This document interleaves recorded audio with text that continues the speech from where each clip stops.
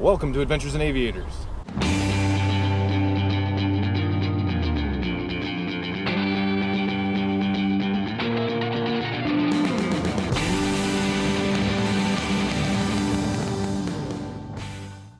Hey guys, it's Jason and Michelle, and we are outside of the city walls in the old city of Jerusalem, home of the three faiths of Judaism, Christianity, and Islam. And we're going to walk you through the different sites that you can see during your time here. Now, specifically for this trip, we're focusing on Christian sites. As Christians, this is the home of our faith and where Jesus walked and where his life ended and where he was resurrected. And so that's what is important to us, but it's the home of several different faith groups, which is what makes Jerusalem so unique.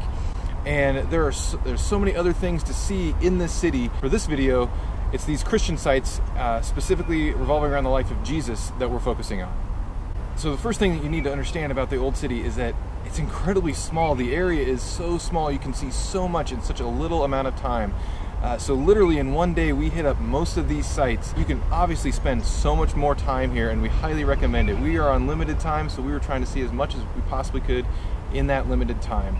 The first place that we stopped, we went early in the morning, which we always recommend to help avoid the crowds, to the Western Wall, or the Wailing Wall. This is a very sacred site to the Jewish community, but it's also very important to Christians. It's where the first and second temple was housed when the Israelites moved to Jerusalem. And so what remains after the Romans tore this down is this massive mount, also called the Temple Mount. This is the original stonework in which these temples were built. For the Jewish community, they'll come and they will worship God here. So it's an incredibly sacred place. You go through the security on all the things. It's separated out for men and for women, so the men go on the left side and women on the other side. The site is currently controlled by the Islamic faith groups, and so that's very important to their faith as well. And so you will, if you are breaking any of the taboos, there will definitely be someone there to let you know. If you're not dressed appropriately, again, this is another place where you definitely, especially ladies, want to have your shoulders and your knees covered. Men, even pants. So the Wailing Wall is actually lower, and then the Temple Mount is on top. And the Temple Mount is a very holy site for the Islamic faith. On top of the Wailing Wall is the Dome of the Rock, also called the Temple Mount. This is where Abraham came to sacrifice his son, and God provided a lamb. This is very important to all of the faiths here. However, the Islamic faith is the group that oversees the Dome of the Rock, and Christians and Jewish people are not allowed to actually go in to this area, but they can go to the outside area, which is where we went. It's better to get there early. The line is very long, and you have to go through the security checks as well, and you will walk up and through, and there's this big open area. During certain times of the week is when the Muslims come to pray, and so it will be shut down. You just need to be aware of when it is open. This was actually a place where we did have a Muslim approach us and shared a prayer with us. It was probably an evangelical prayer of some sort. That's great. We just smiled and accepted it. Again, being accepting of other people's faiths and other people's choices is very important here. And it's a peaceful place. On your way up to the Temple Mount, don't be surprised if you pass by several dozen heavily armed army personnel, and they're just there to keep the peace. Let everybody know, hey, this is a peaceful place, a sacred place. This is not a place to hash out disagreements.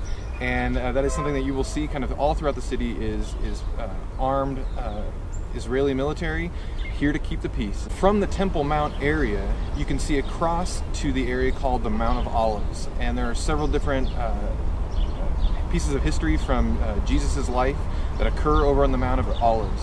The Mount of Olives, today, there is still olive groves over there, but there's also a great lookout of the old city. Tons of people will come, and this is where you get your best photographs of the old city and of the Temple Mount area, the Dome of the Rock, the mosque that's here. There's several different things that you can all get in one picture. So it's a very beautiful spot. It's a definite hike to get up there. You cross the Jezreel Valley, go past a very large Jewish cemetery with above ground plots there, but you make your way up and to the Mount of Olives, and you can look out over the entire city. So this is also where Jesus did his descent into the old city through the Lion's Gate, and so we went kind of in the reverse pattern up of what Jesus would have come in on a donkey. This is where Palm Sunday comes in, where people waved all of the palms and sang Hosanna. And so we did this kind of in reverse, but we were still able to walk the path that Jesus walked, which was pretty cool. Another site over on the other side of the Jezreel Valley is the Garden of Gethsemane. At the beginning of the Passion story, where Jesus is asking God to take the burden from him. He says, not my will, God, but thy will be done. He's really asking to not have to go through what he's about to go through as part of his death. This all happens at the Garden of Gethsemane, and it's a preserved garden that you can still visit. There are olive trees there as well, and these are some of the oldest things that you'll see around here. This is a tree that they have dated to be about 2,000 years old. And so it's most likely that this tree was there when Jesus was going through this very difficult time right before his trial and death. Again, this is all very, very close. It's about a 5-minute walk from Lion's Gate at the Temple Mount down to the Garden of Gethsemane, and then another maybe 10 to 15 minutes to get up to the Mount of Olives, because you're going uphill. The final place that's actually just south of the city walls is the City of David, and this is a little bit more unique. This is more of an excavation and an archaeological site, and there is a cost associated to going in and seeing this. It's about $20, but that is the old city. So this is Old Testament from I believe the Book of Kings, where the City of David, the King David, and the various history that we get from him. One thing that you will notice is that churches are built on a lot of these holy sites, and we'll probably talk about this a couple of times. In order to preserve these holy sites, they built churches to make sure that nothing else could happen to that area. So I have mixed feelings about it, because you're like, oh, I'm visiting a church, but it's really sacred as far as the ground that it sits on. Keep in mind that there's a lot of tour groups going through and a lot of people walking through. And so in order to really take in the moment, what we did was we pulled out the scripture passages from the area that we were visiting, and we also picked out worship songs, and we were able to sit there and listen to the worship songs and read the scripture and kind of block out all of the other noise, so that you can really take in what was happening in those moments, those historical moments. So if, like us, you're choosing to do this on your own and not with a group, if you can come with your church, we highly recommend that. That's going to enhance the spiritual aspect of seeing these places significantly. But whether if it's just a timing issue or a cost issue, or if you're just here as by yourself or with a couple, we definitely recommend prepping beforehand. Each day before, we kind of knew the scripture verses that we wanted to have, and we're going to link all of these on our site and try to have a place for you to go that you can say, okay, this is the place, this is the different passages that talk about it. And we're even going to tell you the worship songs that we used to help kind of block out the noise and really focus our minds as we were in those places.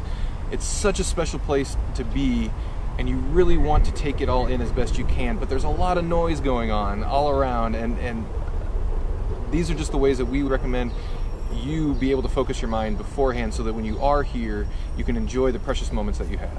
And one of the benefits of going by yourself or without a group, I would say, is that you can take your time and you can really spend time in a place without other distractions.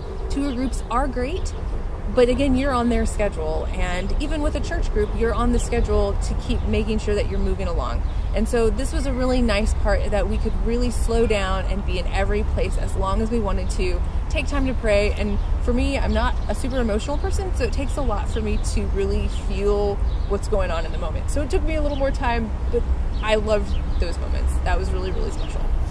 So all in all, the Old City is an amazing place, regardless if you are Jewish, Christian, Muslim, or of no faith whatsoever. Being here will help you understand the people that you know and your friends who are of those faiths. And so we highly recommend coming here, spending as much time as you can here to really see some of these different places. So again, all of this is very walkable. We did this all on our very first day. We saw these different places. So map it out, definitely get a map. Find the places that you want to prioritize and see, and maybe spend some more time in. This is a very brief overview, but there are so many more sites that you can dig into while you're here. We'll see you in our next stop, which is talking about the Sea of Galilee. Also, they play a lot of Candy Crush, and they would probably welcome a photo.